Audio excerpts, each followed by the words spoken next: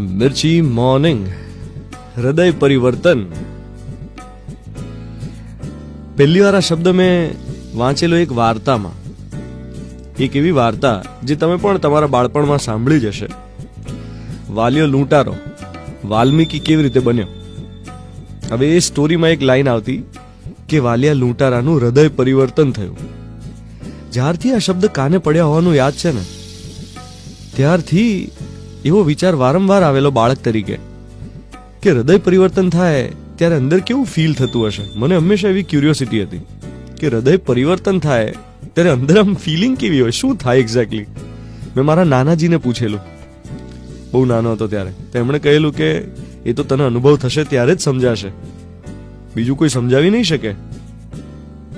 એમણે મને એવી રીતે સમજાવ્યું હતું કે તને છીંક આવે ત્યારે તને જ ખબર પડે છે, બીજા કોઈને થોડી ખબર પડે કે તને છીંક આવી. એવું હૃદય પરિવર્તનનું છે. અને પછી ધીરે ધીરે મોટા થયા પછી ત્યારથી લઈને અત્યાર સુધીમાં ઘણી વાર થયું છે પરિવર્તન હૃદયનું, જેને શબ્દોમાં વર્ણવવું વધુ શક્ય નથી. થોડું ઘણું કહી શકાય.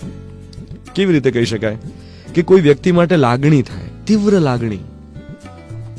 કોઈ વ્યક્તિ માટે તમને એમ ખૂબ લાગણી થાય, હૃદય એ ઇમોશનની તીવ્રતાથી છલકાઈ જાય, ત્યારે થાય હૃદય પરિવર્તન. ક્યારેક એવું પણ થાય કે તમે કોઈ ભૂલ કરી હોય અને ભૂલનો અહેસાસ થાય. સૌથી પહેલા તો અહેસાસ થવો, અહેસાસ થયા પછી ભૂલનો સ્વીકાર થવો, સ્વીકાર કર્યા પછી પશ્ચાતાપ કરો, અને પછી પશ્ચાતાપને અભિવ્યક્ત કરવો અને માફી માંગવી. આ જે આખી પ્રોસેસ છે એ પણ હૃદય પરિવર્તનની પ્રોસેસ છે. એટલે જ્યારે ભૂલ કરી હોય, ભૂલનો સ્વીકાર કર્યો હોય અને પછી પશ્ચાતાપ કર્યો અને માફી માંગી હોય, ત્યારે થયું છે હૃદય પરિવર્તન. તમને ક્યારે આ હૃદય પરિવર્તનની ઇન્ટેન્સ લાગણી ફીલ થઈ છે? જો થઈ હોય તો ઇન્ટેન્સિટીને યાદ કરો અને આજે એનો આભાર વ્યક્ત કરો.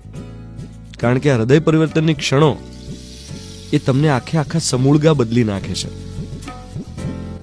એ પરિપક્વતાની ક્ષણ હોય છે. અને આજે એવી દરેક ક્ષણનો આભાર જેણે હૃદય પરિવર્તનનો ચાન્સ, મોકો મને આપ્યો હોય. અને તમારા માટે પણ એ પ્રાર્થના કે એક ક્ષણની ઇન્ટેન્સિટી તમને યાદ આવે અને તમે પહેલા કેવા હતા ને એ હૃદય પરિવર્તન પછી કેવા થયા, એ બદલાવનો અહેસાસ આજીવન રહે. એનો આભાર વ્યક્ત કરીને આજના દિવસની શરૂઆત કરીએ. કારણ કે આ બહુ મોટી લાગણી છે, જેને અનુભવાય એને જ સમજાય. હું છું ધ્વનિત, તમારી સાથે. Good morning my dear.